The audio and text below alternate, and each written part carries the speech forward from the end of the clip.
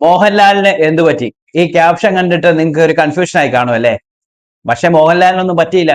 പക്ഷെ ഞാനിവിടെ ഒരു വീഡിയോ പ്ലേ ചെയ്യാം, നിങ്ങൾ ഇത് കണ്ടു നോക്കിയിട്ട് പറ. കുറെ പേര് അദ്ദേഹത്തെ വിമർശിക്കുന്നുണ്ട്.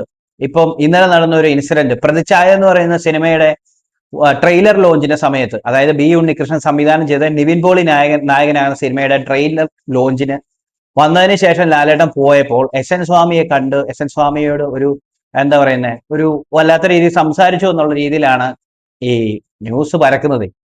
അത് പരത്തുന്നത് വേറെ ആരും അല്ല, ഓൺലൈൻ ചാനലുകാർ തന്നെയാണ്. എന്തായാലും വീഡിയോ ഒന്ന് കണ്ടു നോക്കൂ. ഇത് കാണുമ്പോൾ നിങ്ങൾക്ക് എന്ത് തോന്നുന്നു എന്ന് പറ.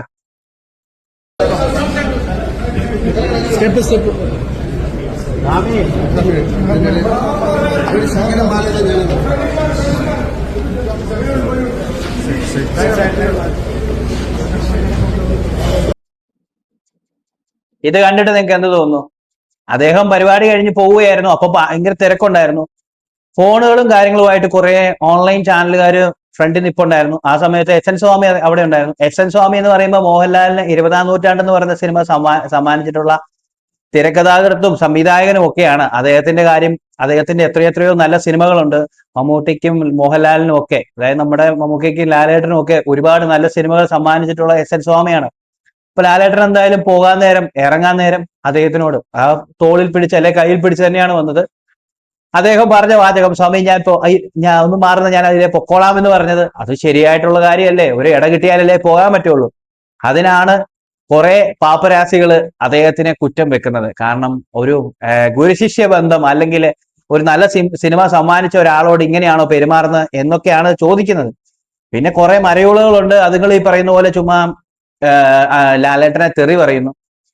അങ്ങനെ തെറി പറയുന്ന അവരുടെ കുറെ ഫ്രസ്ട്രേഷൻസ് ഒക്കെ അങ്ങനെ തീർക്കുകയാണ്. ഈ മലയാളത്തിന്റെ മഹാനടൻ അവിടെ എന്തെങ്കിലും തെറ്റ് കാണിച്ചോ? ഇല്ല. ഇന്നാ ഞാൻ വേറൊരു വീഡിയോ കൂടെ പ്ലേ ചെയ്യാം, നിങ്ങൾ ഇതൊന്ന് കണ്ടു നോക്കുക.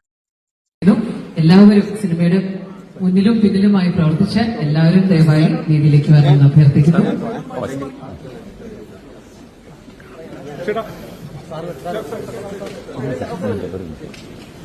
ഈ രണ്ട് വീഡിയോ ഞാൻ മറ്റു സ്ഥലങ്ങളിൽ നിന്ന് കടമെടുത്തതാണ്. അപ്പൊ ക്രെഡിറ്റ്സ് അവർക്കുള്ളതാണ്. ICG ഉണ്ട് അതുപോലെ. എന്തായാലും ഈ വീഡിയോ കണ്ടിട്ട് നിങ്ങൾക്ക് തോന്നുന്നു? അദ്ദേഹം ഇറങ്ങാൻ നേരം എല്ലാവരോടും പോകുക എന്നുള്ളത് പറഞ്ഞ്, അത് നമ്മൾ ഈ പറയുന്ന പോലെ സാധാരണഗതി ടാറ്റ കൊടുക്കുക എന്ന് പറയും. പോകുക എന്നുള്ളത് കണ്ട ആൾക്കാരോടും അദ്ദേഹത്തിന് പരിചയമുള്ള ആൾക്കാരോടും എല്ലാവരോടും പറഞ്ഞതിന് ശേഷം തന്നെയാണ് അദ്ദേഹം പോകുന്നത്. എനിക്ക് തോന്നുന്നു അന്നത്തെ ആ പരിപാടിക്ക് വന്ന, അതായത് ഇന്നലെ നടന്ന പരിപാടിയാണ്, പരിപാടിക്ക് വന്ന ആരെയും തന്നെ അദ്ദേഹം വിഷമിപ്പിച്ചിട്ടില്ല. എല്ലാവർക്കും ഒരു നിറഞ്ഞ പുഞ്ചിരി അദ്ദേഹം നൽകിയിട്ടുണ്ട്.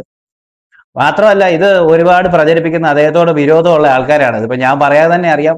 പെട്ടെന്ന് ഇങ്ങനെ ഒരു ഇൻസിഡന്റ് കണ്ടപ്പം ആൾക്കാരെല്ലാം കൂടെ കുത്തി വലിക്കുന്ന പോലെ തോന്നി. അതുകൊണ്ടാണ് ഞാൻ ഇങ്ങനെ ഒരു വീഡിയോ ഇട്ടത്.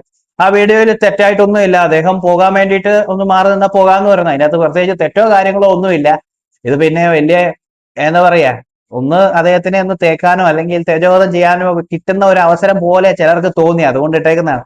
അങ്ങനെ മലയാളത്തിന്റെ മഹാനടനായ മോഹൻലാലിനെ അങ്ങനെയൊന്നും ഈ പറയുന്ന പോലെ ചവിട്ടാനോ തേക്കാനോ ഒന്നും പറ്റത്തൊന്നുമില്ല. അവിടെ തെറ്റോ കാര്യങ്ങളോ ഒന്നും സംഭവിച്ചില്ലല്ലോ. അദ്ദേഹം എസ് എൻ സ്വാമിയോട്, എസ് എൻ സ്വാമി എന്ന് പറയുന്ന ആളെ കുറിച്ച് ഞാൻ പറഞ്ഞിട്ടുണ്ട്, മഹാനായ എഴുത്തുകാരനും ഡയറക്ടറും ഒക്കെയാണ്.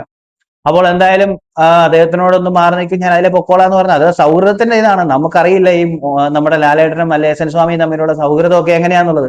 നമ്മൾ പുറമേ നിന്ന് കാണുന്നവരേ ഉള്ളൂ. ഇവരൊക്കെ തമ്മിൽ ഭയങ്കര അടുപ്പമുള്ളവരാണ്. ഇവർ അങ്ങോട്ടും ഇങ്ങോട്ടും എന്തൊക്കെയാണ് സംസാരിക്കുന്നതിനെ കുറിച്ച് നമുക്കറിയത്തില്ല. അവരുടെ സൗഹൃദത്തിന്റെ ഇടയിൽ ഒരുപാട് സംസാരങ്ങൾ ഉണ്ടാകാറുള്ളു. അതിന്റെ ട്യൂൺ ഏതാണെന്നൊന്നും നമുക്കറിയത്തില്ല. നമ്മൾ പുറത്ത് നിന്ന് കാണുമ്പോൾ അമ്പടാ ഇങ്ങനെയൊക്കെയാ അല്ലെ ചെയ്യുന്നത് എന്നുള്ള ചിന്താഗതിയുള്ള ആൾക്കാരുണ്ട്. ഇതൊന്നും അല്ല ശരിക്കും. അവരൊക്കെ തമ്മിൽ ഒരുപാട് നല്ല ബന്ധമൊക്കെ ഉള്ളതാണ്.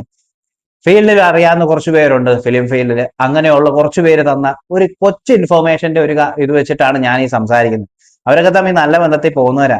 നമ്മളെ സംബന്ധിച്ച് നമ്മൾ എങ്ങനെയാ ഒരാളെ തേജോവധം ചെയ്യാൻ നോക്കും? അങ്ങനെയൊന്നും മലയാളത്തിന്റെ മഹാപ്രതിഭ മോഹൻലാലിനെ കുറ്റം പറഞ്ഞാൽ അല്ലെങ്കിൽ കുറ്റപ്പെടുത്തിയാലൊന്നും അദ്ദേഹത്തിന്റെ ആ ഒരു തേജസ് ഒന്നും പോകത്തൊന്നും ഇല്ലെന്നേ. ബൈ.